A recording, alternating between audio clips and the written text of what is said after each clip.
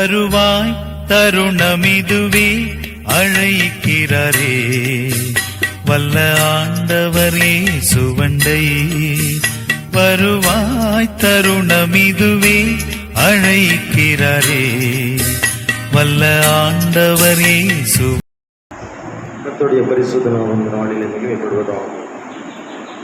யாவரையும் ஆண்டவராகிய இயேசு கிறிஸ்துவின் நல்ல நாமத்தில் வாழ்த்துவதிலே சந்தோஷப்படுகிறேன். கிருபையும் சமாதானம் இந்த நாட்களில் உங்களுக்கு உண்டாவதாகும். அன்புள்ள நல்ல ஆண்டவர் அவருடைய தயவுள்ள சித்தத்தின்படி அவருடைய பிள்ளைகளை இந்த நாட்களிலே என்னமாக நடத்தி வந்திருக்கிறார். ஆண்டவருக்கு நான் நன்றி சொல்லுகிறேன். எல்லா விதமான நன்மைகளின் வழியாக குடும்பங்களை நடத்தி வந்திருக்கிறார். செம்மையான வழியிலே தேவன் நம்மை நடத்தி வந்திருக்கிறார். அவருக்கு கோடி நன்றி சொன்னாலும் போதாது. நல்ல பிரியமானவர்களை போற்றும்படியாக நீங்கள் வந்திருக்கிற நீங்கள் இந்த நாளிலே பாக்கியவான்கள். கர்த்தர் இந்த நாளிலே மத்தியிலே மகிமைப்படுவாராக. கடந்த நாட்கள் எல்லாம் விசேஷமாக தேவன் நம்மை ஆசீர்வதித்து பாதுகாத்து வழிநடத்தி அவருடைய அன்புக்குள்ளாக இந்த நாட்களில் நம்மை நடத்தி தயவான அவருடைய சித்தத்தைப்படி நடத்தி வந்திருக்கிறார். நான் ஆண்டவருக்கு கோடி நன்றிகளை எடுக்கிறேன். இந்த நாளில் எங்களுடைய வார்த்தைகளை பேசும்படியாக தேவன் எங்களுக்கு தந்த இறக்கத்திற்காக நான் ஆண்டவருக்கு நன்றி சொல்கிறேன். இந்த நாளிலே தியானத்திற்காக தெரிந்து கொண்டதான பரிசுத்த வசனம் 2 கொரிந்தியரின் புஸ்தகம் 10ஆம் அதிகாரம் 18வது வசனத்தை வாசிக்கலாம். தன்னைத்தான் புகழ்கிறவன் உத்தமன் அல்ல, கர்த்தரால் புகழப்படுகிறவனே உத்தமன். இருந்தவனமாக கண்களை மூடி ஜெபிக்கலாம். எங்களை நேசிக்கிற பரம தகப்பனே, ஆசீர்வதிக்கப்பட்டதான இந்த பரிசுத்தமான உயிர்ப்பு நாளில் காலை நேரத்திற்காக உங்களுக்கு நன்றி செலுத்துகிறோம்.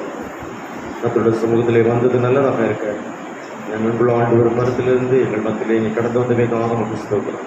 ஒரு விஷயங்களை மறைத்து வார்த்தைகளை நாங்கள் சற்று தியானித்து இருக்கிறோம். என்னுடைய ஆவியானவர் எங்களை பொறுப்படுத்திக் கொண்டு ஆசீர்வதிக்கிறோம். அந்த சேனைகளை கதிர அனுப்புகிறோம். இயேசுவின் நாமத்தில் பிதாவே, ஆமென். கர்த்தருடைய பரிசுத்த வசனம் விதமாக சொல்லுகிறது. தன்னைத்தான் புகழ்கிறவன் உத்தமன் அல்ல, கர்த்தரால் புகழப்படுகிறவனே உத்தமன். நாளில் என்னுடைய செய்தியினுடைய தலைப்பு பாராட்டிக்குரியதான ஒரு செய்திகள். அப்படின்னா என்ன? பாராட்டிக்குரிய செய்திகள் என்ன? இந்த வசனத்தினுடைய சாராம்சத்தின் காரியங்கள். தன்னைத்தான் புகழுகிறவன் உத்தமன் அல்ல, கர்த்தரால் புகழப்படுகிறவனே உத்தமன். ஒரு மனிதன் தன்னுடைய ஜீவிய வாழ்விலே நாம மாத்திரமல்ல, ஒரு பாராட்டுதல், ஒரு புகழ்ச்சி அப்படின்னு சொன்னா எல்லாரும் எதிர்பார்க்கக்கூடிய ஒரு காரியம், அப்படிதானே? விரும்பக்கூடிய ஒரு காரியம். புகழ்ச்சி எப்படி சொன்னா, யாரும் நம்மளை ஒரு காரியத்தை குறித்து புகழ்ந்து பேசினா நம்ம மகிழ்ச்சி மறந்துக்கு என்ன இருக்கும்? துக்கமாக இருக்குமா? சந்தோஷமாக இருக்கும். ஏன் அப்படி துக்கமாக எப்படி அமைதியாக இருக்குதுங்க? பிரைஸ்ல துக்கமாக இருக்குமா சந்தோஷமாக இருக்குமா? நம்மளை புகழ்ந்து ஒருத்தங்க பேசுகிறாங்கன்னு வைங்களேன், அப்படின்னா நமக்கு மனசுக்கு என்ன இருக்கும்? ஒரு இதமான ஒரு சந்தோஷம், ஒரு மகிழ்ச்சி இருக்கும், ஒரு சந்தோஷம் இருக்கும் நமக்குள்ளே. பக்கத்தில் இருக்கிறவங்க பார்த்து, இன்னைக்கு ட்ரெஸ்ஸு நல்லா இருக்கு, நல்லா போட்டிருக்கீங்க, இந்த செயின் எப்படி இருக்கு, இந்த செயின் எப்போ எடுத்தீங்க, இந்த ட்ரெஸ் நல்லா இருக்கு, இந்த நல்லா அழகாக இருக்கீங்க, இன்னைக்கு வந்திருக்கீங்க அப்படி சொன்னோடனே வெளியே எதுவும் சொல்ல முடியாட்டாலும் உள்ளத்துக்குள்ளே ஒரு இதமான ஒரு மகிழ்ச்சி நமக்குள்ள, ஒரு சந்தோஷம் இருக்கும். எனக்கு இருக்கும், உங்களுக்கு இருக்கே இல்லவோ தெரியல, மகிழ்ச்சி, சந்தோஷம், யாரும் சொல்ல முடியாத சந்தோஷம். அந்த மகிழ்வு ரொம்ப நேரம் நீடிக்காது, கொஞ்ச நேரம் மாத்திரம் தான் இருக்கும். அந்த மகிழ்ச்சிக்கு மனிதனுடைய ஜீவியம் ரொம்ப முக்கியத்துவம் கொடுக்கும். நம்முடைய வாழ்க்கையில் வேலை பார்க்குற ஸ்தலத்தில் பார்த்தீங்கன்னா, ஒரு நல்ல வேலை பார்க்குறோம் அப்படின்னா நமக்கு உயர் அதிகாரிகள் நம்ம மேற்பட்டவர்கள் அவள் வந்தாங்க பார்த்துட்டு இந்த காரியத்தை குறித்து நம்மகிட்ட ஒரு நம்மளை அப்ரிஷியேட் பண்ணாங்கன்னா நமக்கு ஒரு சந்தோஷம் இருக்கும். அந்த நாள் முழுதும் அந்த சந்தோஷம் இல்லையா நிறைந்துடும். அப்படியே இல்லையா? அப்படிதான் மகிழ்ச்சியாக இருக்கும். ஸ்கூலில் இன்ஸ்பெக்ஷனுக்கு டிஓ சிஓ ஜெய்ஓ வந்துட்டாங்கன்னா அன்றைக்கி உங்கள் ஸ்கூல் நல்லா இருக்கு அப்படின்னு சொல்லிட்டா சந்தோஷம். வேலை பார்க்குற இடத்துல ஒரு மகிழ்ச்சியான தருணம் நமக்கு கிடைச்சிச்சுன்னா ஒரு மகிழ்ச்சியான ஒரு சந்தோஷம். இல்லையாவது மகிழ்ச்சி அன்றைக்கி இருக்கும்.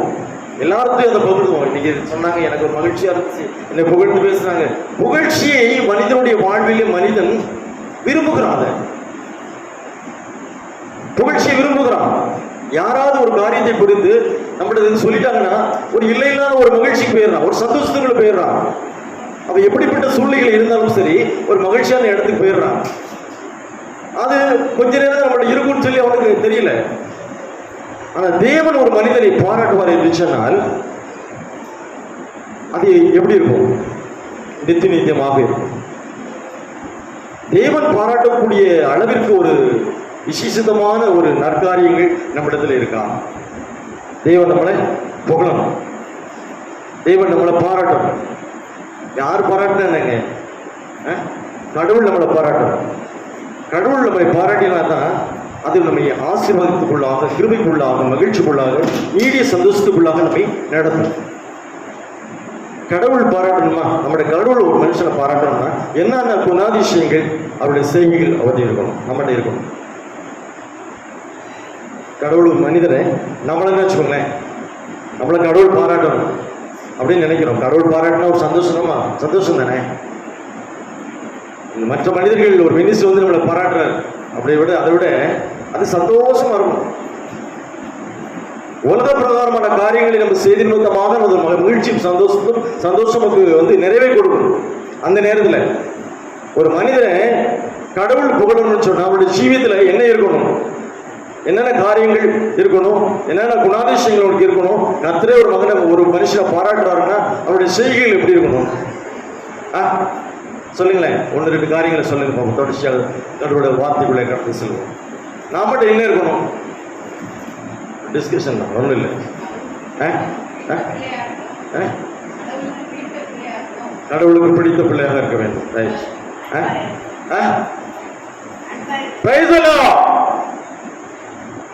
அன்பாக இருக்க வேண்டும்.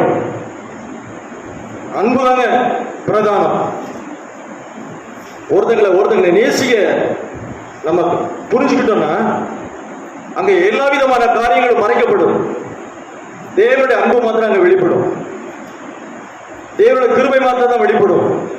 தேவனுடைய மகத்துவம் மாத்திரம் தான் அங்க வெளிப்படும். அன்பு செய்ய பழகிட்டோம்னு சொன்னா அவங்களை நம்ம கோவிக்க முடியுமா? என்ன செஞ்ச அன்பு சகலத்தையும் தாங்கும், சகலத்தையும் தாங்கும். என்ன செஞ்சாலும் பொறுத்துக்குவோம். பிள்ளைங்க என்ன செஞ்சாலும் பொறுத்துக்குவோம். மற்ற பிள்ளைங்க ஏதாவது செஞ்சுட்டு 10 அடிச்சிடும். நம்ம பிள்ளைங்க செஞ்சா தப்பா தெரியாது, அந்த பிள்ளைங்க செஞ்சா கோபமா ஒரு பக்கத்தில் இருக்கவங்களுக்கு எல்லாம். அந்த பிள்ளைங்களை நேசிக்கக்கூடிய ஒரு அன்பு அப்படி இல்லைங்க.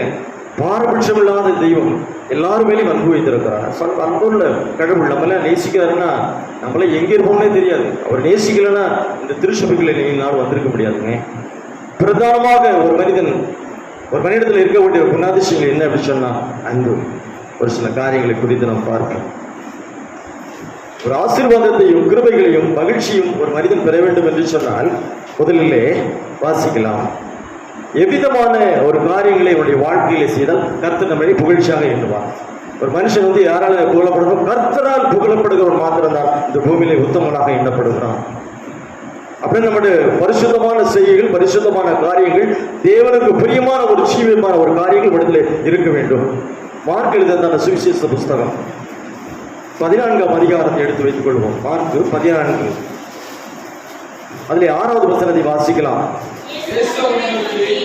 இயேசு அவர்களை நோக்கி அவளை விட்டு விடுங்கள், ஏன் அவளை தொந்தரவு படுத்துகிறீர்கள்?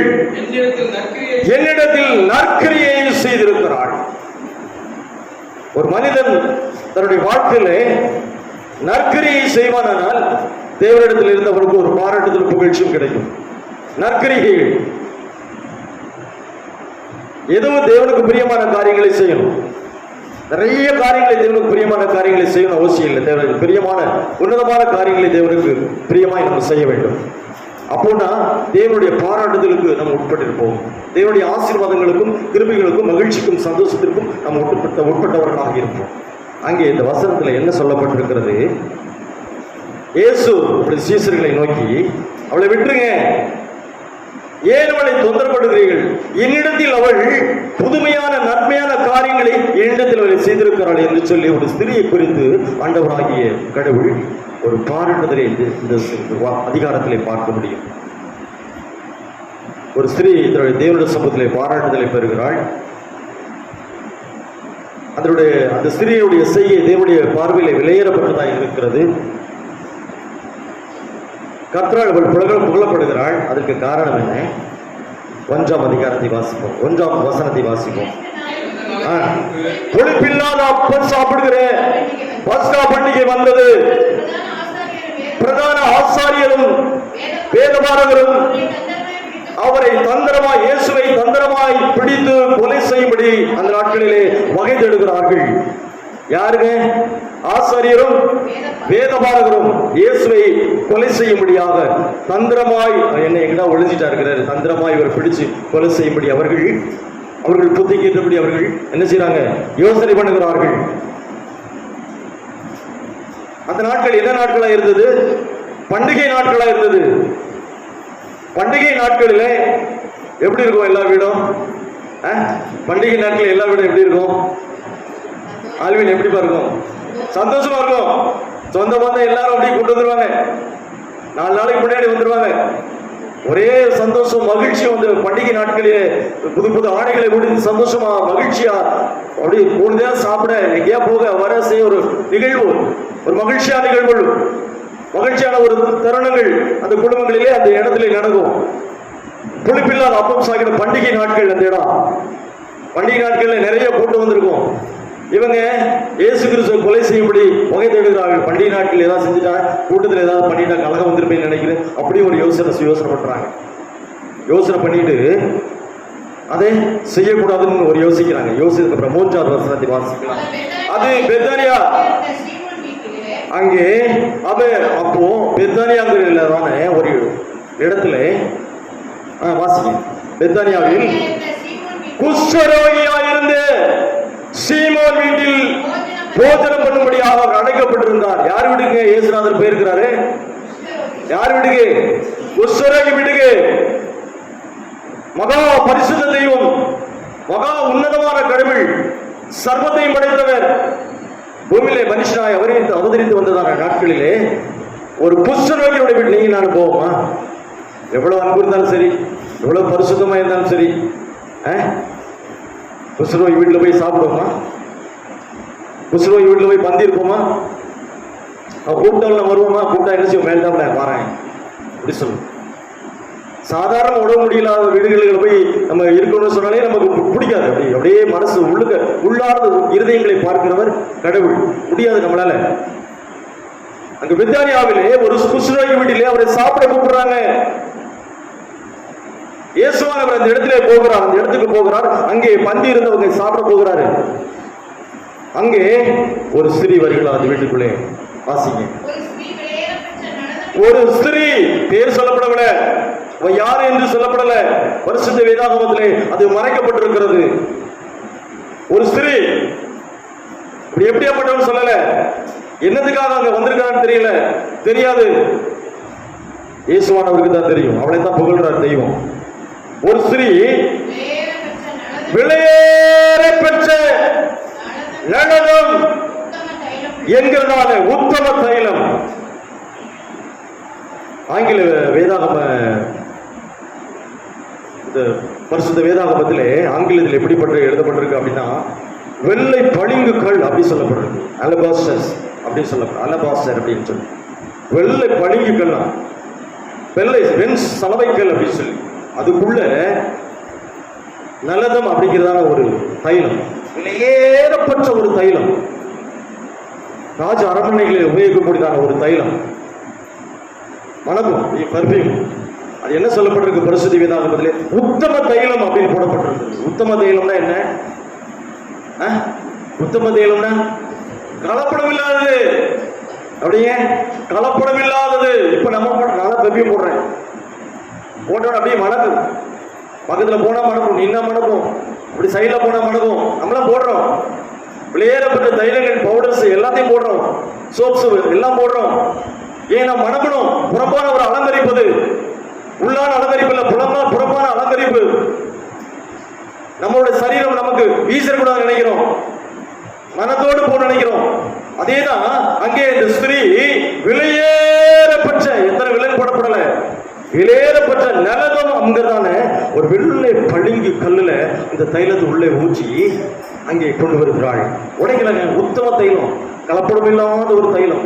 என் ஆண்டவர் பரிசுத்த தெய்வம், என் ஆண்டவர் கலப்படம் இல்லாதவர், என் தெய்வம் மகா பரிசுத்தமானவர் அப்படின்னு அவளுக்கு தெரிஞ்சு அவர் சொல்ற அந்த உத்தம தைலத்தை வெள்ளை பரணியிலே கொண்டு வந்து உடைக்கிறார்.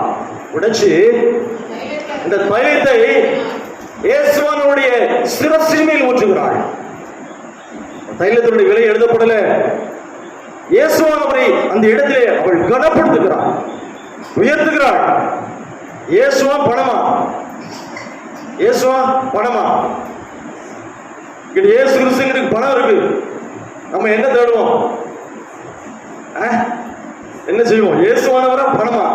ஒரு கோடி ரூபாய் வச்சிருக்கோம், இங்க இயேசு கிறிஸ்து இருக்காரு. 1 கோடி ரூபாய் கண்ணுக்கு தெரியுது, இயேசுவானவர் கண்ணுக்கு தெரியல. அவர் ஆவியாக இருக்கிறார். மகா பரிசுத்த தெய்வத்தை யாரால் கண்ணால பார்க்க முடியாது.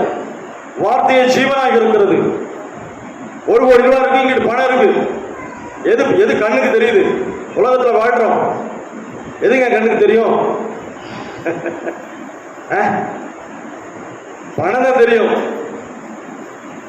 நீ மன்னிச்சுக்கிற சாமி, அதுக்கு கொஞ்சம் எடுத்துக்கிறேனே அப்படின்னு சொல்லிட்டு தெய்வம் மன்னிச்சுவார். அதுல மேல கண்கள் போகும், அது பயன்படுத்திக்கலாமே. இயேசுவானவர் ஒன்றும் சொல்ல மாட்டாரு, பரவாயில்ல, இது மறைக்கப்பட்ட பொருள், இயேசுவானவர் மறைந்திருக்கிறார். அங்கே பணம் நமக்கு என்ன இருக்கு? வெளிப்படையா தெரியுது. உலக சிநேகம், இங்கு ஆண்டவருடைய சிநேகம். ரட்சகர் இருக்கிறார், அங்கு உலகம் இருக்கிறது. அப்ப உலகத்தை பார்க்கல, விலையேறப்பட்ட ஒரு காரியத்தை கொண்டு இயேசுவோட சிரசின் மேல் ஊற்றுவதற்காக வருகிறார். இயேசுவை கனப்படுத்துகிறாள், இயேசுவை மேன்மைப்படுத்துகிறாள், இயேசுவை உயர்த்துகிறாள். இதெல்லாம் எனக்கு பொருட்டல்ல, உலக சிநேகம் எனக்கு பொருட்டல்ல, உலக காரியங்கள் எனக்கு பொருட்டல்ல, இயேசுவானவர் எனக்கு பெரிதாக காண்கிறார் என்று சொல்லி ஒரு சிரசின் மேல் அந்த வெளியேறப்பட்ட தைலத்தை அவள் ஊற்றுகிறாள். யார் பார்க்கறாங்க? சிலர் தங்களுக்குள்ள பார்க்கறாங்க. அடுத்த வருஷம் வாசிக்கலாம், 4ஆம் வசனம். அப்படியே அப்பொழுது இயேசுவானுக்குள்ளே இருக்கிறதான சிலர் கோபப்படுறாங்க, விசனம் அடைந்து இந்த தைலத்தை இப்படி வீணாய் செலவழிக்கிறாரு. அவங்க நினைக்கிறாங்க இந்த தைலம் ரொம்ப ரூபாய்க்கு வாங்கியிருப்பா, இவர் இயேசுவான தலையில போய் ஊத்துறாள், இது சிந்துது செதுறதே. அவங்களுடைய யோசனை எப்படி போகுது? அவள் இயேசுவை கனப்படுத்துகிறாள், இயேசுவை மையமாக கொண்டு போய் மகிமைப்படுத்துகிறாள், ஒரு சிரசின் மேல் ஊற்றுகிறாள், அவளை போற்றுகிறாள், அவரை கனப்படுத்துகிறதான ஸ்ரீ. இவன் சொல்றாங்க, யோசிக்கிறான், தங்களுக்குள்ளே இருந்தவர்கள் அவர்களுக்குள்ளே சொல்லிக்கிறார்கள், இந்த தைலத்தை எவ்வளவு ரூபாய்க்கு வாங்கினாலும் ஏன் வீணாகிறாங்க அப்படி சொல்லி வீணாக செலவழிப்பானே. அதுக்கடுத்த வருஷம் இதை 300 பணத்துக்கு அதிகமான கிரயத்துக்கு விற்கலாமே. அவங்களுடைய யோசனைய 300 பணத்துக்கு அதிகமா இந்த தைலத்தை வித்துடலாமே. ஏன்னா கலப்படம் இல்லாத ஒரு தைலம், விலையேறப்பட்ட தைலத்தை வித்து தரித்திரத்திற்கு கொடுக்கலாமே அப்படின்னு சொல்லி யோசிக்கிறான். ஆனா அந்த ஸ்திரீ அதெல்லாம் யோசிக்கல. தேவனை உயர்த்துகிறாள், தேவனை மகிமைப்படுத்துகிறாள். அந்த இடத்துல உயர்த்து சொன்னாங்க, முறுமுறுக்கிறார்கள் சொல்லி அவளை குறித்து அவர்கள் முறுமுறுக்கிறார்கள். அவளை பார்த்து விசிரம் அடைகிறாங்க, அவளை பார்த்து கோபப்படுறாங்க. கோபப்பட்ட உடனே இயேசு அப்பதான் அவர்களை நோக்கி சுத்தி இருக்கிறவர்களை பார்த்து, அவளை ஏன் தொந்தரவு பண்றீங்க? விட்டுருங்க. ஏன் அவளை தொந்தரவுபடுத்துகிறீர்கள்? என்னிடத்தில் நலமான நன்மையான காரியங்களை அவளை செய்கிறாளே, நற்கிரிகளை அவள் செய்திருக்கிறாள். என்னிடத்துல நன்மையான இவர்களை செய்து இயேசுவே பெரியவர் என்பதை அந்த இடத்துல அவள் நிலைநாட்டுகிறாள். பிரியமான தேவச்சானே, நன்மையான காரியங்களை அவள் எனக்கு செய்கிறாள். ஏன் அப்படி சொன்னா, அவளுடைய மரணத்தை அவள் அங்கே நினைவு கூறுகிறாள் பின்பு. அதைத்தான் அவள் நன்மையான காரியம் சொல்றார் தெய்வம். சொன்னதுக்கு அப்புறம் அப்பதான் அவருக்கு அப்புறம் சொல்றாரு, இவன் சொல்றான், இவன் யோசனை, மனுஷன் யோசனை எப்படி இருக்கு? இந்த 300 பணத்துக்கு வித்துடலாம் அந்த தைலத்தை, வீணா கொண்டு கொட்டுறா, அவர் தலையில கொட்டுறா. இயேசுடைய மகிமை அவங்களுக்கு தெரியல. அந்த ஸ்திரீக்கு இயேசுடைய மகிமை தருகிறது, உன்னதமானுடைய மகிமை அவளுக்கு தோன்றுகிறது. அதனால ஊத்துறான். இவன் யோசனைப்படி சொல்றான், இதை தூக்கி 300 பணத்துக்கு வித்து ஏழைகளுக்கு கொடுத்துடலாமே அப்படின்னு யோசிக்கிறான். பரவாயில்ல, எங்க யோசனையும் நல்லதுதான். அப்ப இயேசுவானவர் சொல்லுகிறார், என்ன சொல்லுகிறார்? வாசிப்போம். இயேசு அவர்களை நோக்கி, இயேசு 7ஆம் வசனத்தை வாசிக்கலாம். இந்த தரித்திரர்கள் கொடுத்துடலாம்னு சொன்ன உடனே, தரித்திரர் எப்போதும் உம்மிடத்திலே இருக்கிறார்கள். தேவஜனமே, கஷ்டப்படுறவங்க, கவலைப்படுறவங்க, பாரப்படுறவங்க, ஏழை எளிய மக்கள் நம்மிடத்திலே கூட, நம்மோடு கூட அவர்கள் வாழ்க்கையிலே வாசம் பண்ணுகிறார்கள். உங்களுக்கு மனது எப்போதெல்லாம் உண்டாகிறதோ, எப்போதெல்லாம் அவர்கள் மேல் இரக்கம் வருகிறதோ, நீங்கள் அவர்களுக்கு எப்போதெல்லாம் இரக்கம் வருதோ அப்போதான் அவர்களுக்கு நீங்கள் என்ன செய்யலாம்? நன்மை செய்யலாம். நான் எப்போதும் கூட இருக்க மாட்டேன், இவள் அவளால் முடிந்ததை செய்தாள் என்று சொல்லி அவளை பாராட்டுகிறார். நல்லதுங்கிறது வெளியேறப்பட்ட காரியத்தை தேவன் சமூகத்திலே வந்து அவர்கள் சமர்ப்பிக்கிறார். தேவன் அவளை பாராட்டுகிறார். நற்கிரியை இவள் செய்திருக்கிறாள் என்று சொல்லி. எப்படிங்க வெளியேறப்பட்ட காரியங்களை நம்ம செய்வோம்னா மனசுக்குள்ள நம்ம வருமா? அப்படி நம்ம எப்படி இருக்கிறோம் கர்த்தருடைய சமூகத்தில்? நம்ம கர்த்தருடைய சமூகத்தில் எப்படி என்ன பண்றோம்? நற்காரியங்களை இவள் செய்தாலே நம்ம அப்படி செய்வோமா? வெளியேறப்பட்ட காரியங்களை கர்த்தருக்கு செய்வோமா? செய்யணுங்க. அப்பதான் கர்த்தருடைய சமூகத்தில் நீங்கள் பாராட்டுதலையும் ஆசீர்வாதத்தையும் உத்தம் என்கிறதான வார்த்தையை நீங்கள் பெற முடியும் ஜீவி வாழ்வில். அவளை செய்தாங்க. எப்படியாப்பட்ட பணக்காரியா ஏழையா என்னன்னு தெரியல, என்ன சொல்லப்படல பரிசுத்த வேதாகமத்திலே. ஆனா வெளியேறப்பட்ட காரியத்தை தேவ சமூகத்திலே கொண்டு வந்து வைக்கிறாள், தேவனுடைய சிரசிலே ஊற்றுகிறாள். அதுதான் அவளுக்கு இவளால் முடிந்ததை செய்தாள் என்று சொல்லி தேவன் அவளை கனப்படுத்துகிறார், அவளை புகழ்கிறார். தெய்வம் தன்னால் இயன்றதை செய்தாள். அதுக்கப்புறம் நான் அடக்கம் பண்ணப்படுவதற்கு எத்தனமாக என் சரீரத்தை தைல ஊசிகள் முந்திக் கொண்டாள். அவருடைய சரீரம் அவருடைய மரணத்தை அவள் நினைவு கொண்டாள் என்று சொல்லி அந்த இடத்திலே அவளை புகழ்கிறார். பிரியமான தேவச்சனமே, அவளுடைய இந்த காரியம் எப்படி நடக்கிறது? அதுக்கடுத்த வசனம், அவள் இந்த காரியம் செய்ததினாலே, இந்த நற்காரியங்களை இயேசுவிடத்தில் செய்ததினாலே, எல்லா ஜனங்களிடத்திலே இயேசுவை கனப்படுத்தியதினாலே, பணத்தை அவன் மையமாக வைக்காததினாலே அவளுக்கு ஏற்பட்டதான புகழ்ச்சி என்ன? இந்த சுவிசேஷம் உலகத்தில் எங்கெங்கே பிரசிக்கப்படுமோ அங்கெங்கே அவளை நினைப்பதற்காக இவள் செய்ததும் சொல்லப்படும் என்று மெய்யாகவே எங்களுக்கு சொல்லுகிறேன் என்று இயேசுவானவர் சொல்லுகிறார். அவர் செய்த காரியத்தை இப்ப நினைக்கிறோம்ல இல்லையா? இப்ப வாசிக்கிறோம், ஒரு ஸ்ரீ நல்லதவன்கிறதான தைலத்தை கொண்டு இயேசுடைய சிரசின் மேல் ஊற்றி அவரை மகிமைப்படுத்துகிறாள் என்று சொல்லி, இயேசுவானோட சுவிசேஷம் எங்கெல்லாம் பிரசங்கிக்கப்படுகிறதோ, எங்கெல்லாம் அவருடைய நாமம் போற்றப்படுகிறதோ, நீங்கள் எங்கெல்லாம் இயேசுவை பற்றி சொல்லுகிறீர்களோ அங்கெல்லாம் இவள் செய்த காரியங்கள் சொல்லப்படும் என்று இயேசுவானவர் சொல்லுகிறார். மெய்யாகவே உங்களுக்கு சொல்லுகிறேன் என்று சொல்லுகிறார். அதுதாங்க நற்கிரியை. நீங்கள் செய்கிறதான காரியங்கள் தேவ சமூகத்தில் பிரசங்கிக்கப்பட வேண்டும். நீங்கள் செய்கிறதான புண்ணியங்கள் கர்த்தருடைய சமூகத்தில் மற்றவர்களுக்கு பிரசங்கிக்கப்பட வேண்டும், சொல்லப்பட வேண்டும். தேவன் என்னை நற்கிரிகளோடு நடத்தி வந்திருக்கிறார் என்று சொல்லி உங்களிடத்தில் நற்கிரிகள் இல்லை. அவள் என்ன செய்தார்? அதே வெள்ளிக்காசுக்கு யாரு காட்டி கொடுத்தது? ஒரு ஸ்திரீ பணத்தை போட்டாங்கல்ல, பணம் கொடுத்து வாங்கியிருக்கிறார். வெளியேறப்பட்ட நிலத்தை தைலத்தை இயேசுவோட சிரசில் ஊற்றுறா. 30 வெள்ளிக்காசுக்கு என்னது? 30 வெள்ளிக்காசுக்கு மகா பரிசுத்த தெய்வத்தை யார் காட்டி கொடுத்தது? யோதாஸ் காட்டி கொடுத்தாங்க. அவங்க பணம் முக்கியமாக இருந்தது, இங்கே தேவனுடைய மகிமை முக்கியமாக இருந்தது. இவன் கர்த்தரால் புகழப்படுகிறான். அவன் அநீதியத்தின் புளியை வாங்கி நான்கு கொண்டு செத்தான். எங்கெங்க? இங்கே ஆசீர்வாதம் உண்டு, அங்கே மரணம் உண்டு. அநீதியத்தின் கூலி வேண்டுமா? தேவனுடைய மகிமை வேண்டுமா? தேவனுடைய ஆசீர்வாதம் வேண்டுமா? தேவனுடைய புகழ்ச்சி உங்களுடைய வாழ்க்கையில் வேண்டுமா? நீங்கள் சிந்தித்து பாருங்கள். 2வது காரியத்தை வாசிக்கலாம், வாசிங்கள். நற்கிரியை செய்தனாலே தேவனுடைய சமூகத்திலே புகழை பெற்றாள். 2வது காரியம், லூக்கா எழுதின சுவிசேஷ புத்தகத்தை எடுத்து வைத்துக் கொள்ளலாம். 7ஆம் அதிகாரம் லூக்கா சுவிசேஷ புத்தகம் 7:47 வாசிக்கலாம்.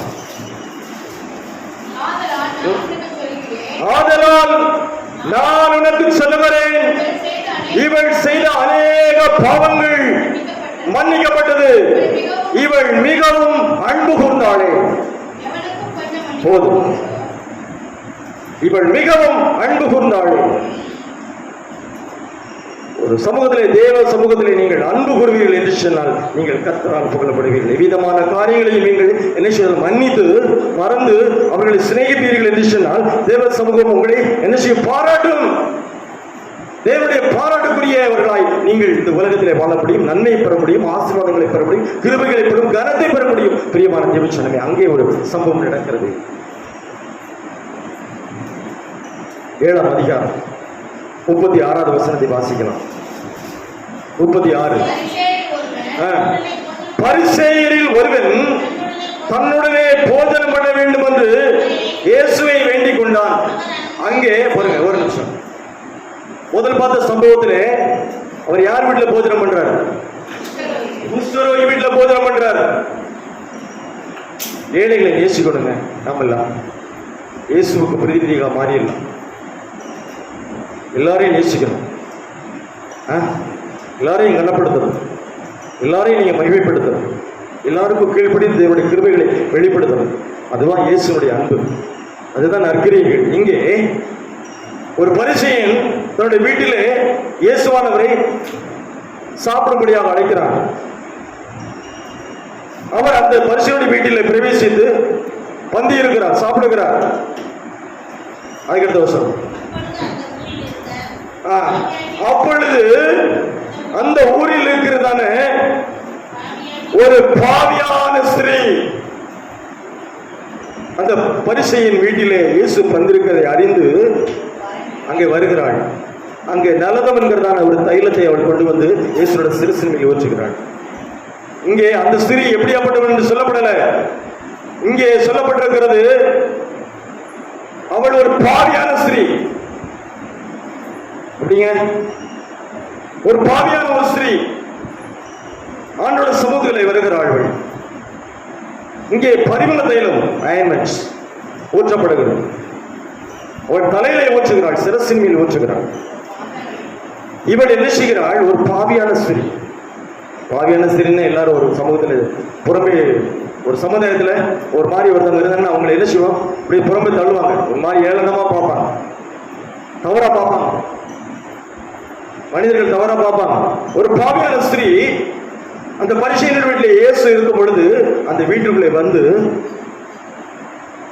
இயேசு இருக்கிறார் என்பதை பார்த்து அறிந்து பரிசேயன் வீட்டிற்குள்ளே வந்து ஒரு பரணியிலே ஒரு குப்பி, ஒரு பாக்ஸ், அதிலே பரிமள தைலம், விலையேறப்பட்ட தைலம், பரிமளத்தில் நறுமணம் வீசக்கூடியதான ஒரு தைலத்தை கொண்டு வந்து அவருடைய பாதங்களின் அருகே நின்று அழுகிறாள். தேவசங்கமே, ஒரு பாவியான ஸ்திரீதான் ஒரு பரிமள தைலத்தை கொண்டு வந்து இயேசுடைய பக்கத்தில் அவனுக்கு போக முடியல. இயேசுவானுடைய அருகிலே நின்று கொண்டு அவர் பின்னாடி நிற்கிறார். இயேசுவானவருக்கு முன்னாடி போய் நிக்கல. பாவியான ஸ்திரீ பின்னாக நின்று கொண்டு அவள் அழுகிறாள். அழுது கொண்டு அவருடைய பாதங்களை அவள் அழுததான கண்ணீரினால் நினைத்து தன் தலைமையினால் துடைத்து அவருடைய பாதங்களை என்ன செய்யறாளா? உத்தம் செய்கிறாள். உத்தம் செய்து அந்த பரிமள தைலத்தை அவருடைய பாதங்களிலே பூசுகிறாள். எவ்வளவு அன்புங்க, எவ்வளவு அன்பு! பாவியா இருக்கிறா, எல்லாரோட புறமே தள்ளப்படுதான சமுதாயத்திலே புறமே தள்ளப்படுதானவும் சரி, ஒரு சமுதாயம் இயேசுவை இடத்திலே வருகிறார்கள். வந்து பின்னாக நின்று முன்னுக்கு போய் நிற்க முடியல. அவரால் பின்னாக நின்று அவள் அழுகிறாள். அவளுடைய சூழ்நிலை நினைத்து அவள் அழுகிறாள். ஒரு பாவியான ஸ்திரீ அவள் தன்னுடைய நினைவு காரியங்களை நினைத்து அழுகிறாள், வேதனைப்படுகிறாள், துன்பப்படுகிறாள். அவருடைய இயேசுவனுடைய பின்னாக நின்று கொண்டு அவள் அழுகிறாள். அழுது கொண்டு தன்னுடைய கண்ணீரினால் அவளுடைய பாதங்களை அவள் நினைக்கிறாள். நினைத்து தன் தலைமையினால் அந்த கண்ணீருடைய நனைப்பை துடைத்துக் கொண்டு பரிமளத்தை கொண்டு வந்ததால் அந்த பரிமளம் மனம் வீசுகிறதான அந்த தைலத்தை அவருடைய பாதத்திலே, இயேசுடைய பாதத்திலே பூசுகிறாள். அவ்வளவு தாழ்மை இடத்தில் இருந்தது, அவ்வளவு அன்பு இருந்தது. அவள் தேவனை கனப்படுத்தினாள். பிரியமான தேவச்சனமே, தொடுகிறாள். அவள் இயேசுவை தொட்ட உடனே அது பின்னாடியே பார்க்கிறா பாருங்க. அந்த பரிசேயன் அடைந்த பரிசேயன் அதை பார்க்கிறான். இவர் தீர்க்கதரிசியா இருந்தால் இவள் தொடுகிற அந்த உணர்ச்சி இவருக்கு தெரிந்திருக்குமே, இவள் பாவியா இருக்கிறாளே என்று தனக்குள்ளே சொல்லிக் கொண்டான். முறுமுறுக்கிறான். வீட்டுக்குள்ள வந்தவனே சாப்பிட கூப்பிட்டுருக்கோம். ஒரு ஸ்திரீ உள்ள வந்து இந்த காரியங்கள் எல்லாம் செஞ்சுட்டு இருக்கா. அந்த ஊர்ல இருக்கதானே அந்த ஸ்திரீ எப்படியாப்பட்டவள் சொல்லி அந்த பரிசேயனுக்கு தெரியும். ஆனா இயேசு அவனை குறித்து அறியாமல் இருந்திருப்பாரா? என் தேவன் ஆவியிலே அவளை அறிந்திருப்பார். உள்ளந்திரியங்களை அவர் அறிந்திருப்பார். இருதயத்தின் தோற்றங்களை எல்லாம் தேவன் நீங்களும் நானும் எப்படிப்பட்டவர்கள் என்று என் ஆண்டவருக்கு தெரியும். என் நேசருக்கு தெரியும். பிரியமானவர்களே, பாவியான ஸ்திரீ குறித்து இயேசு அதுக்கு தெரியாம இருக்குமா? பரிசேயன் சொல்றான், இவர் தீர்க்கதரிசியா இருந்தால் இவர் அவள் தொடுகிறாளே, பாதத்தை தொட்டு கழுவுறா. கழுவுனது இயேசுக்கு தெரியாம இருந்திருக்கலாமா? தெரியாம இருந்திருக்கும். இவனே முறுமுறுக்கிறான். ஒண்ணுதான் இயேசு. அதுக்கப்புறம் இயேசு அந்த பரிசேயனை நோக்கி, சீமோனே, நான் உனக்கு ஒரு காரியம் சொல்ல வேண்டும். போதகரே சொல்லும். இவனுக்கு அவனுக்கு அந்த காரியத்தை உணர்த்தணும்ல. அவன் எப்படியாப்பட்ட ஸ்திரீ, எதுக்காக வந்திருக்கிறா? இயேசுடைய பாதங்களை கழுவி தண்ணீரால் அப்படியே கழுவுறா. கண்ணீர்ல எப்படி அழுந்திருப்பா, எப்படி மனவேதனை வந்திருக்கும். உலகத்திலே எப்படிப்பட்டதான ஒரு சூழ்நிலை இருந்திருக்கிறதான ஒரு ஸ்திரீ அப்படி அழுகிறாங்க. இயேசுவோட கண்ணீரை பார்க்கிறான். அவள் அன்பு செய்கிறதை அவள் தேவன் பார்க்கிறான். தொட்டு செய்யதான காரியங்களை பார்க்கிறான். அது சீமோனுக்கு பிடிக்கல. அது பரிசேயனுக்கு, சீமோனே, உனக்கு எப்படி உணர்த்தணும்ல? சீமோனே, நான் உனக்கு ஒரு காரியம் சொல்லட்டுமா? போதகரே, நீ சொல்லும். எல்லா காரியங்களையும் தம்முடைய சீசர்களுக்கு ஆண்டவர் ஓவியல் மூலமாகத்தான் அவர்களுக்கு விளக்கம் சொல்லியிருப்பார் அவர் வாழ்ந்த நாட்களிலே. சீமோனே, ஒரு காரியம் சொல்லட்டுமா? சொல்லணுனே வாசிக்கலாம். அப்பொழுது அவர், ஒருவரிடத்துல 2 பேர் கடன்பட்டிருந்தார்கள். ஒருவன் 500 வெள்ளிக்காசு கடன்பட்டிருக்கிறான். ஒருவன் 50 வெள்ளிக்காசு கடன்பட்டிருக்கிறான். 2 பேருக்கும் கொடுக்க அவர்களுக்கு நிர்வாகம் இல்லை, கொடுக்க திராணி இல்லை. இருவருக்கும் அந்த கடன் கொடுத்தவன் இருவருடைய கடன்களை மன்னிச்சுட்டான். இப்படி இருக்க எவன் அவனிடத்தில் அதிகமாய் அன்பு செலுத்துவான் என்று சொல்லி கேட்டார். பதில் சொல்லுப்பா அப்படின்னு சொல்லி அந்த பரிசேயனை பார்த்து இயேசுவானவர் கேட்கிறார். கடன் கொடுத்துட்டான். 500 வெள்ளிக்காசு, ஒருத்தன் 50 வெள்ளிக்காசு. 2 பேருக்கும் கொடுக்க முடியல. அப்படி கஷ்டப்படுறாங்க. கடன் கொடுத்து வந்த 2 பேரையும் மன்னித்து போன்னு சொல்லிட்டான். 2 பேர்ல யாரு அந்த முதலாளி மேல அதிகமா அன்பு செலுத்துவான்னு சொல்லி கேட்டார். சீமோன். அதுக்கு அந்த பரிசேயன் சொல்றான், எவனுக்கு அதிகமாய் மன்னித்து விட்டானோ அவனே அதிகமாய் அன்பாயிருப்பான் என்று நினைக்கிறேன் என்று சொன்னான். நீ நினைத்து நீ சரியாகத்தான் நிதானித்தாய். எவனுக்கு அதிகமாய் மன்னிக்கப்பட்டதோ அவன் அதிகமாய் தேவனை நேசிப்பான். 500 வெள்ளிக்காசு மனுஷா, அவன் தான் அதிகமா நிஜமான நேசிப்பான். அதுதான் நீ சரியா நிதானித்தால். அதே போலதான் அப்பதான் சிறீடத்துல திரும்புகிறார் இயேசுவானவர். அப்படியே சிறீடத்துல திரும்பி அந்த சீமோனை நோக்கி, இந்த ஸ்திரீயை பார்க்கிறாயே, நான் உன் வீட்டுக்குள்ள வரும்போது என் கால்களுக்கு கழுவ தண்ணி குடிச்சாயா? இப்படி சொல்றாரு. அவருடைய காய், அவளை ஏன் பாக்குற? அவருடைய குறைகளை ஏன் பாக்குற?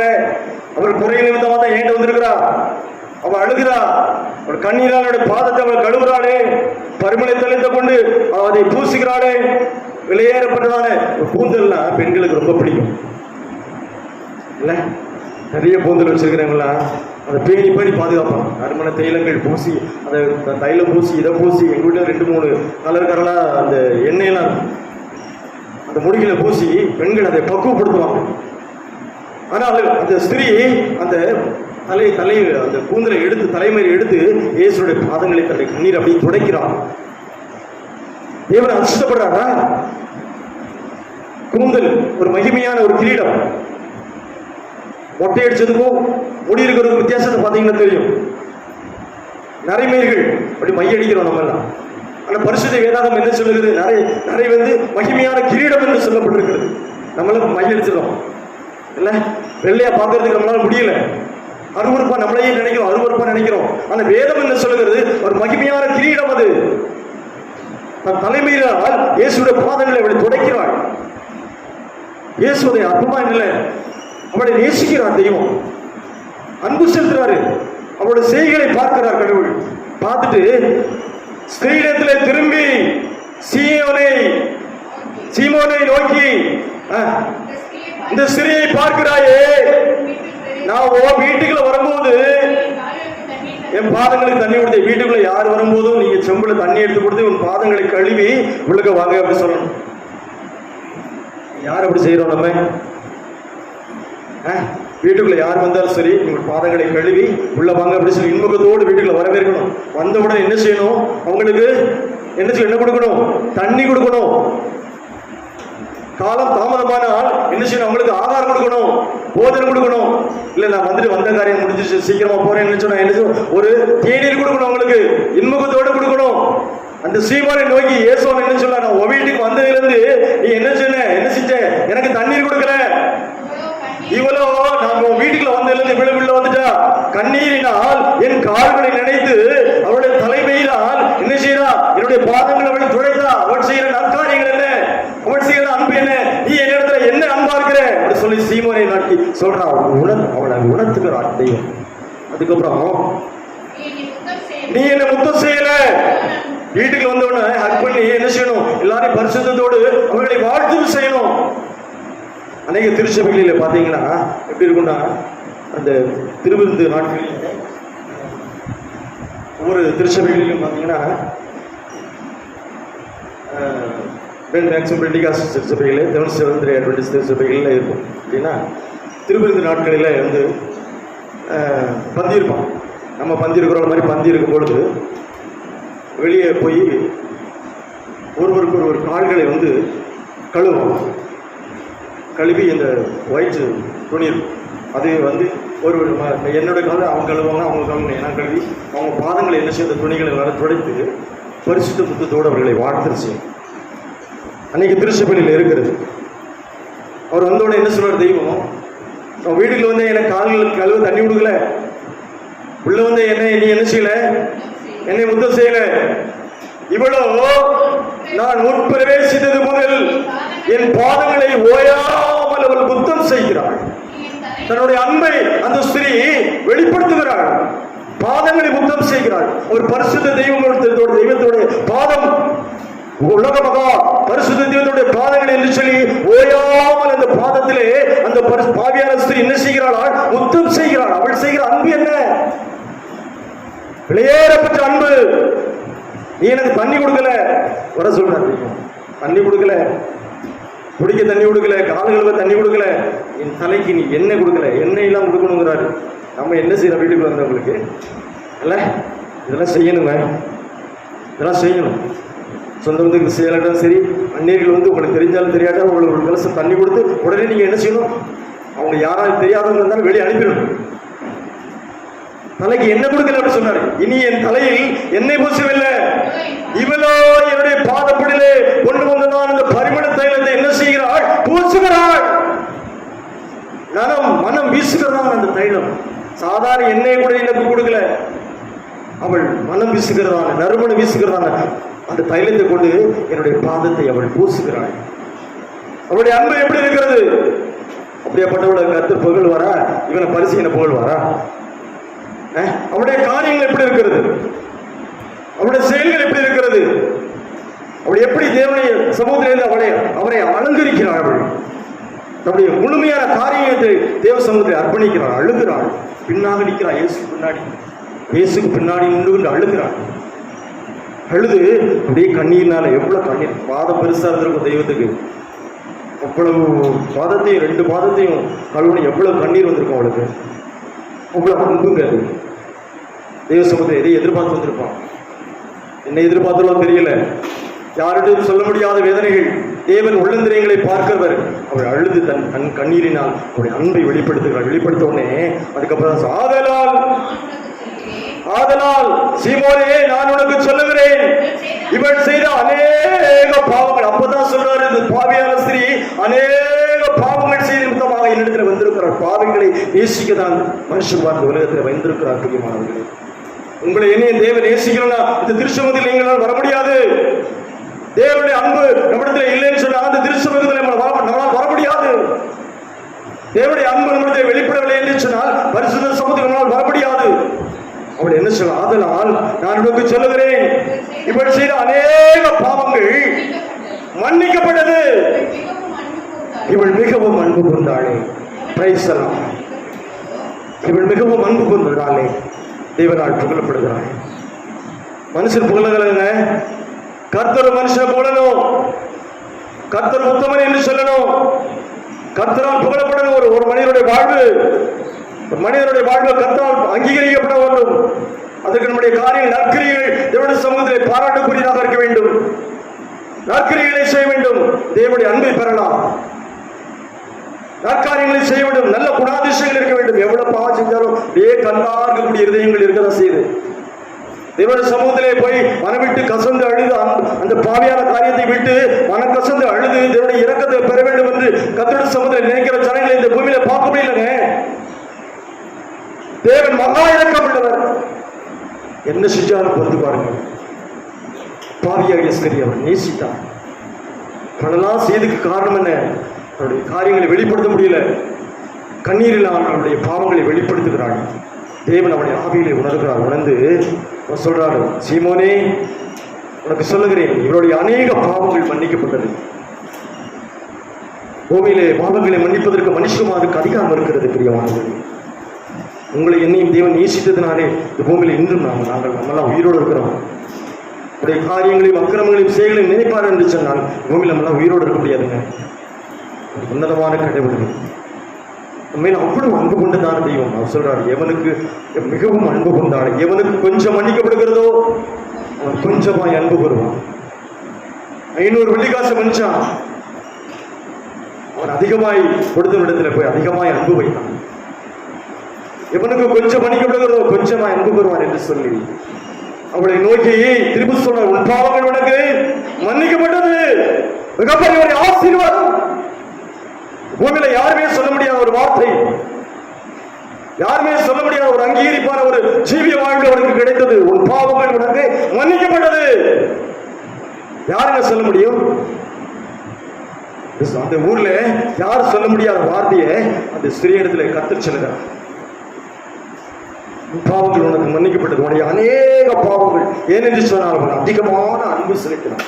தேவனுடைய சமூகத்திலே கண்ணீரினால் அவளை நினைக்கிறாள், துடைக்கிறாள், பரிமள தலையை எடுத்து அவள் பூசுகிறாள். அவருடைய அன்பு ஓயாமல் முத்தம் செய்கிறாள். தேவனுடைய பாதங்களை முத்தம் செய்கிறாள். எப்படி அன்புங்க, எப்படி அன்பு! அன்புனால் இந்த நாட்களில் அவள் கர்த்தரால் புகழப்பட்டாள். நீங்களும் நான் அன்புள்ளவர்களாக இருப்போம். தேவனுடைய பாராட்டுதலையும் கிருபையும் பெற்றுக் கொள்வோம். அடுத்த ஒரு காரியத்தை சொல்லி நான் சீக்கிரமாக முடிக்கிறேன். வாசிக்கலாம். யோவான் எழுதின சுவிசேஷ புஸ்தகம், யோவான் 1ஆம் அதிகாரம், யோவான் 1ஆம் அதிகாரம் 47வது வசனத்தை வாசிக்கலாம். இயேசு நாத்தான்வேலை தம்மிடத்தில் வர கண்டு அவனை குறித்து என்ன சொல்றார்? இதோ கபடற்ற உத்தம இஸ்ரவேலன் என்று சொல்கிறார். நாத்தான்வேல் தேவ சமூகத்தில் எப்படிப்பட்டதான ஒரு பாராட்டுதலை பெறுகிறான்? உத்தமன். பழைய ஏற்பாட்டில் உத்தமன் சொல்லி ஒரு ஆளை பாராட்டினார் கடவுள். யோபு, தயங்குறீங்க சொல்றதுக்கு? யோபு உத்தமன் தானே, தெய்வம் தானே அவனை பாராட்டினாரு. உத்தமனும் சன்மார்க்கனும் தேவனுக்கு பயப்படுகிறேன் அவனை தான் தெய்வம் என்ன செஞ்சாரு? புகழ்ந்தாரு. இங்கே புதிய ஏற்பாடு நாட்களிலே ஒருவனை புகழ்ந்தாரு. யாரு? நாத்தான்வேல், தேவனுக்கு பிரியமான ஒரு மகன், கபடற்ற உத்தம இஸ்ரவேல் என்று சொல்றார். எந்த விதமான கபடு கள்ளமன அவன் உள்ளத்தில் இல்லாதவன். அவன் உள்ளந்திரியங்களை தேவன் பார்க்கிறார். அவன் கானா ஊரிலே, கலிலேயா உள்ள கானா ஊரில் உள்ள ஒரு மனிதன், அவனுடைய சொந்த ஊர் கானா ஊர். பிலிப்பு என்பவர்களுடைய பிலிப்பும் அந்த நாத்தாலும் 2 பேரும் இனிய நண்பர்கள். பிலிப்பு தேவனுடைய சமூகத்தில் இருக்கக்கூடியவன், இயேசுவை பின்பற்றி வரக்கூடியவன். மேசியாவினுடைய வருகைக்காகவும் மோசேயுடைய நியாய பிரமாணங்களையும் நன்காக கற்று அறிந்ததான ஒரு நல்ல தேவனுடைய மனுஷன் பிலிப்பு. அதே போலதான் நாத்தான்வேலும் மேசியாவுடைய வருகைக்காக காத்திருந்து நியாய பிரமாணங்களை நன்றாக கற்றுக்கொண்டு அத்திமரத்தின் கீழே இருந்து புத்தக சுருளை அவன் பார்த்து தியானித்துக் கொண்டிருக்கக்கூடிய ஒரு தேவனுடைய மனுஷன், நல்ல தேவனுடைய மனுஷன். அவனை பார்த்து தான் கடவுள் என்ன சொல்றாரு? உத்தம இஸ்ரவேலன் அப்படி சொல்லுகிறார். அங்கே 1ஆம் அதிகாரம் 43ஆம் வசனத்தை வாசி. கலிலேயாவுக்கு போக இயேசுவுக்கு மனதாக இருந்தது. அங்கு பிலிப்புவை இயேசுவை அவர் பார்க்கிறார். பார்த்து பிலிப்பை பார்த்து, பிலிப்பே எனக்கு நீ பின்னாடி வா அப்படி சொல்றார். இந்த நாட்களிலே யாரையும் பார்த்தாலும் பின்னாடி வான்னு சொன்னோட இயேசு அதுக்கு பின்னாடியே போயிடுவாங்க. இன்னைக்கு நம்மளாம் இயேசுக்கு பின்னாடி யாரும் போவோமா? அவர் என்ன சொல்லுவோம்? எல்லாத்தையும் விட்டுட்டு என் பின்னாடி வா அப்படின்னு சொல்றாரு. நம்ம எல்லாரையும் விட்டுட்டு பின்னாடி போவோமா? பிலிப்புக்கு குடும்பம் இல்லாமல் இருந்திருக்குமா? எல்லாம் இருந்திருக்கும். இயேசுவானவர் அந்த இடத்துல கலிலேயாவுக்கு போக மனம் இருந்தபடி அங்கே இயேசு பிலிப்புவை பார்க்க, பிலிப்பு எனக்கு பின்னாடி நீ வா சொன்னோடனே எல்லாத்தையும் போட்டுட்டு இயேசுவானுக்கு பின்னாடி வந்துட்டான். அந்த காலத்துல செய்ய முடியும், இந்த காலத்துல நாங்களாம் செய்ய முடியுமா? எவ்வளவு காரியங்கள் இருக்கு. அவங்க சும்மா இருந்திருப்பாங்க, இயேசுக்கு பின்னாடியே தெரிஞ்சிருப்பாங்க. பிள்ளை எல்லாம் இவ்வளவு காரியங்களுக்கு, பிள்ளை இருக்கு, கொண்டாடிகள் இருக்கு, சொந்த பந்தங்கள் இருக்காங்க, எல்லா காரியங்கள் இருக்காங்க. எல்லாரும் விட்டுட்டு எல்லாருக்கும் எல்லா காரியங்களும் செய்யணும். எப்படி பின்னாடி வர முடியும்? ஆண்டவரே கொஞ்ச நாள் கழிச்சு வரேன். திருச்சபையினுடைய காரியங்களுக்காக தேவனுடைய அழைப்பார் என்று சொன்னால் நீ அந்த காரியத்துக்கு உடனே கடமை வந்துடும். காலம் தாழ்த்தக்கூடாது. கொஞ்ச நாள் ஆயிடும், அதுக்கப்புறம் திருச்சபையினுடைய காரியங்களை செய்யறேன், ஊழியத்துக்கு வரேன், ஊழியத்தினுடைய காரியங்களை செய்யறேன்னு சொல்லி நீங்க இயேசு காலம் சொல்லக்கூடாது. இயேசுவானவர் இதை செய்கிறார் சொன்னா செஞ்சுடுங்க. பிலிப்பியை பார்த்து என்ன சொல்றாரு? என் பின்னாடி வா சொன்னா வந்துட்டான். அந்த எந்த ஊருக்கார பெத்சாயிதா பட்டண தாயார் தான் பிலிப்பு. பெத்சாயிதா இந்த ஊர்காரனா இருந்தான். அதுக்கடுத்த வருஷம் அப்பதான் நாத்தான்வேலை யார் பாக்குறா? பிலிப்பு பாக்குறாரு. பார்த்து நியாய பிரமாணத்திலே மோசேயும் தீர்க்கதரிசிகளும் எழுதியிருக்கிறவரை நாங்கள் பார்த்தோம். ஆதி நாட்களிலே மோசே நியாய பிரமாணத்திலே மேசியா அப்படி வருவாரு, உலகத்தை நேசிக்கிறதா ஒரு மேசியா வருவார்னு சொல்லி மோசே தன்னுடைய நியாய பிரமாணங்களை எழுதியிருந்தாரு. தீர்க்கதரிசிகளால் மேசியாவுடைய நாட்கள் எழுதப்பட்டிருந்தது. அப்படியாப்பட்டவரை அந்த ஊர்ல நாங்க பார்த்தோம்னு சொல்லி பிலிப்பு நாத்தான்வேலிட்டே சொல்லுகிறான், தன்னுடைய நண்பர்கிட்ட சொல்லுகிறான். சொன்ன உடனே அவர் சொல்லிட்டு அவர் யோசேப்பினுடைய குமாரனா இருக்கிறாரு. அந்த இயேசுவர்காரே அவர் இயேசுதான், உங்க அப்பா மோசே, அவர் இருக்கிற இடம் நசரேத்து. எல்லா விவரத்தையும் நாத்தான்கிட்ட சொல்றா பிலிப்பு. சொன்ன உடனே அதற்கு நாத்தான்வேல் சொல்லுகிறாரு, நாசரேத்திலிருந்து யாதொரு நன்மை உண்டாக கூடுமோ. நாசரேத்தை பத்தி அப்படி வைப்போம். 4 நாட்கள் ஒரு நல்ல அபிப்பிராயமே இல்லை. நாசரேத்தில யோசேப்புடைய மகன் இயேசுவானவர் உலக ரட்சகர், உலக மகாபலி தெய்வம் பிறந்திருக்கிறார் சொன்னா யாரால் நம்ப முடியல. நாசரேத்து தள்ளப்பட்டதான ஒரு இடத்துல இருந்தது. நாசரேத்தில இப்படிப்பட்டதான ஒரு நன்மையா? அப்படின்னா இயேசுவானவர் நன்மைகளின் தெய்வம் சொல்றான், மறைமுகமா சொல்றான். நாசரேத்திலே இப்படி ஒரு யாதொரு நன்மை உண்டாக கூடுமோ அப்படின்னு சொல்லி அதற்கு பிலிப்பு, நீ வந்து பாரியா, வந்து பார், அந்த மகிமையான தெய்வத்தை வந்து பார்.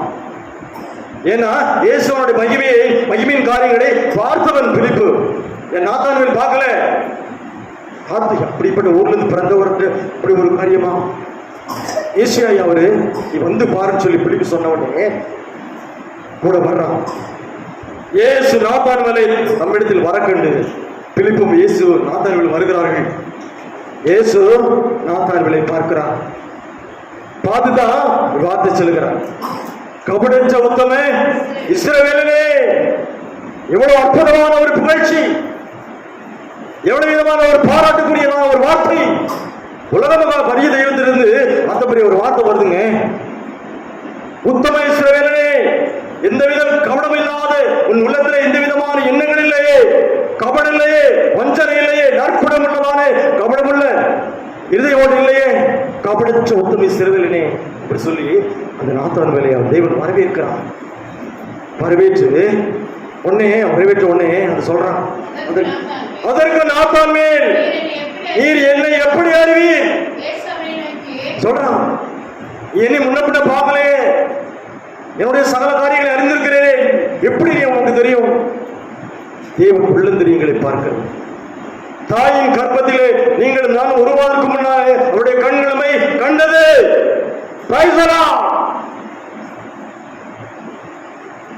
நல்லவர் பிரியமானவர்களே, அவளை நிதானிக்க அறிகிறவன் யாருமே இல்லைன்னு சொல்றாரு. நாத்தான் சொல், நீர் என்னை எப்படி அறிவீர்? இயேசு நாத்தானை நோக்கி, பிலிப்பு உன்னை இந்த இடத்துக்கு அழைத்து வருவதற்கு முன்னே அத்திமரத்தின் கீழ் இருக்கும் போது நான் உன்னை கண்டேன். அப்பவே நான் ஆவியிலே உன்னை நான் உணர்ந்து கொண்டேன், ஒரு சிந்தனைகளை உணர்ந்து கொண்டேன், நீ எப்படிப்பட்டவன் என்பதை நான் உணர்ந்து கொண்டேன் என்று சொல்லி நாத்தான் இடத்துல இயேசு சொல்லுகிறான். வான கர்த்தருடைய சமூகமே, நீங்கள் உட்கார்ந்திருக்கிறீர்கள், தேவன் உள்ளங்களை பார்க்கிறான். நீங்கள் எப்படிப்பட்டதான ஒரு சூழ்நிலை இருக்கிறீர்கள் என்று என் ஆண்டவருக்கு தெரியும், என் மகிமையான தேவனுக்கு தெரியும். எதை மறைத்தாலும் ஆண்டோட சமூகத்திலே நீங்கள் கபடச்சுள்ளவர்களாக இருக்க வேண்டும் என்று தேவன் விரும்புகிறார். உத்தம இஸ்ரவேலனே என்று சொல்லி தேவன் நம்மை அழைப்பாரா? அந்த நற்குணங்கள் நம்மிடத்தில் இருக்கிறதா? அதை பார்த்து நாத்தாங்களை பார்த்து சொல்லுகிறான், நியாயப்பிரமாணங்களை கற்று அறிந்தவன் உலகம் பேசி அவருடைய வருகைக்காக காத்திருக்கிறோம். உலகத்தில் நடக்கிறதான சகல சம்பவங்களை பார்க்கும் பொழுது எல்லாம் அழிவின் போதே சென்று கொண்டிருக்கிறது. நாம எப்படிப்பட்ட சூழ்நிலையில் இருக்கிறோம்? நம்முடைய ஜீவியம் எப்படி இருக்கிறது? நான் சொல்றேன், கபடற்ற உள்ளம் உள்ளவர்களாக இருக்கிறது சொல்லிட்டு, அத்திமரத்தின் கீழ் இருக்கும் போதே நான் உன்னை, கண்கள் நம்மை காண்கிறது பிரியமானவர்களே, நம்முடைய கண்கள் நம்மை காண்கிறது, அவருடைய இமைகள் நம்மை சோதித்தருகிறது. அதுக்கப்புறம் அதற்கு நாத்தான் சொல்றான், ரபி, நீ தேவனுடைய குமாரன், நீ இஸ்ரவேலின் ராஜா. அவரை மகிமைப்படுத்த ஆரம்பிச்சான் நாத்தான். ரபி, நீ தேவனுடைய குமாரன், இப்படிப்பட்டதான என்னை குறித்தான சகல காரியங்களை அறிந்திருக்கிறீரே. ரபி, நீ தேவனுடைய குமாரன் அல்லவா, நீ இஸ்ரவேலின் ராஜா என்று அவரை கனப்படுத்துகிறான், அவரை போற்றுகிறான். போச்ச உடனே இயேசு சொல்றாரு, இயேசுவனுக்கு பிரதித்திரமாக அத்திமரத்தின் கீழே நான் உன்னை கண்டேன் என்று சொன்னதினாலேயே விசுவாசிக்கிறாயா? இதிலையும் பெரியான காரியங்களை நான் உனக்கு வெளிப்படுத்துவேன் என்று சொல்கிறார். மறைபொருள்களை வெளிப்படுத்துகிறதான தேவன் தன்னுடைய பிள்ளைகளுக்கு, உத்தமர்களுக்கு தேவன் மறைபொருளை வெளிப்படுத்துகிறதான தெய்வம். அங்கே என்ன வெளிப்படுத்தினாரு? கடைசி வசனத்தை வாசிக்கலாம். வானம் திறந்திருக்கிறதையும் தேவ தூதர்கள் மனுஷரிடத்திலிருந்து மனுஷகுமாரத்திலிருந்து ஏறுகிறதையும் இறங்குகிறதையும் நீங்கள் காண்பீர்கள். வானம் திறந்திருப்பதை எல்லாரும் நீங்கள் காண்பீர்கள் என்று ஒரு உன்னதமான காரியத்தை அவர்களிடத்தில் சொன்னார். புத்தமர்களுக்கு தேவன் அடைக்கலமாக இருக்கிறார். பிரியமான கவடச்சொத்து விசிறவில்லை என்று அவரை புகழ்கிறார். நாத்தான் வேலை அங்கே ஒரு ஸ்திரியை பார்த்து நற்கிரியின் இடத்திலே செய்தாள் என்று சொல்கிறான். என்னிடத்தில் மிகவும் அன்பு கூர்ந்தாளே என்று சொல்கிறான். அவருடைய அநேக பாவங்கள் அவளுக்கு மன்னிக்கப்பட்டன. அநேக பாவங்களை மன்னிக்க அவளுக்கு வெளியேறப்பட்ட தைலத்தை கொண்டு வந்து அவள் இயேசுனுடைய சிரசின் ஊற்றினானே. உலக சிநேகம் அவளுக்கு பெரிதாக தெரியவில்லை, இயேசுவானவர் அங்கே பெரிதாக தெரிந்தார். இயேசுவின் அன்பு அவளுக்கு பெரிதாக தெரிந்தது. தேவனுடைய பாராட்டுக்குரியவளாக தேவனுடைய சமூகத்தில் இடம்பெற்றான். கபடச்ச உத்தம இஸ்ரவேலே என்று அழைக்கும் பொழுது, ரபி, தேவனுடைய குமாரன் அல்லவா, என் உள்ளந்திரீங்களா நீ பார்த்திருக்கிறீரே என்று சொல்லவே அவன் நம்மை போற்றுகிறான், அவரை மகிமைப்படுத்துகிறான். பிரியமானவர்களே, உன்னதமானவரை நாம் எப்படி விசுவாசிக்கிறோம்? நம்முடைய ஜீவிய வாழ்வு எப்படி இருக்கிறது? கர்த்தரால் புகழப்படுவது மாத்திரம்தான் இந்த பூமியிலே உத்தமம். பானத்தை வச்சாங்க. எவ்விதமான மனிதர்கள் உங்களை புகழ்ந்தாலும் அது புகழ்ச்சி இல்லை. எல்லா மனிதர்களும் உங்களை புகழ்ந்தாலும் அது புகழ்ச்சி இல்லை. தேவனுடைய புகழ்ச்சி, பாராட்டுதல் உங்களுடைய வாழ்க்கையில் இருக்க வேண்டும். பிரியமானவரே என்று நீ அவர் அழைக்கும் பொழுது அங்கே இருக்கதான ஆசீர்வாதங்களுக்கும் கிருபைகளுக்கும் சந்தோஷத்திற்கும் மகிழ்ச்சிக்கும் எல்லை இல்லை. பிரியமானவர்களே, வாழ்வு எப்படிப்பட்டதாக இருக்கிறது? நற்கிரிகளோட தான் இருக்கிறதா? அன்புள்ளதான் இருக்கிறதா? கபடமில்லாதா இருக்கிறதா? ஜீவியத்தை எப்படி நம்ம கொண்டு செல்லுகிறோம்? இயேசுவுக்கு அவங்க எப்படி நம்ம செல்லுகிறோம்? பெண்ணை வா என்று சொன்னவுடனே எல்லாவற்றையும் போட்டு பெண்ணை அவர் கடந்து வந்தாங்க. அவனுக்கு எப்படிப்பட்ட ஒரு நாட்களை தேவன் வெளிப்படுத்தினார். எல்லாவற்றையும் வானம் திறந்திருக்கிறதை அவர் காண்பித்தார். மனுஷகுமாரத்தை தேவதர்கள் ஏறுகிறது இறங்குகிறதையும் அவர்கள் பார்த்தார்கள். எவ்வளவு அன்பு, எவ்வளவு அதிசயமான ஒரு காரியம், எவ்வளவு அற்புதமான ஒரு மகத்துவம். அந்த நற்கிரியைக்குள்ளே நாம் வாழ்வோம், நற்செய்களை நாம் செய்வோம், தேவனிடத்தில் பிரியமானவர்களான ஒரு பெயரை நாம் வாங்குவோம். தேவன் பாராட்டுடுங்க. ஒரு உலகத்திலே நீங்கள் செய்கிற எந்த காரியங்களும் தேவனுடைய சமூகத்திலே அங்கீகாரம் பெறாது. உறுதியாக தேவனுடைய பிள்ளைகள் நீங்கள் உறுதியாக எண்ணிக்கொள்ள வேண்டும். பரிசுத்த வேதாகமத்தில் நீங்கள் செய்கிறதான காரியங்கள் மாத்திரமா தேவ சமூகத்தில் அங்கீகரிக்கப்படும். அதனால் உங்களுக்கு தேவன் கனம் மகிமையை அதிகமாக கொடுப்பான். செய்ய முற்படுவோம், தேவ சமூகத்திலே பாராட்டுதலை பெறுவோம். மனுஷனால் புகழுதல் புகழ்ச்சி நமக்கு வேண்டாங்க. கர்த்தர் நம்மளை புகழ வேண்டும். உத்தமமான இடத்துல தேவன் நம்மை வைக்க வேண்டும். அதற்காக பிரயாசப்படுவோம். கர்த்தர் நம்மை ஆசீர்வதிப்பார். ஆமென்.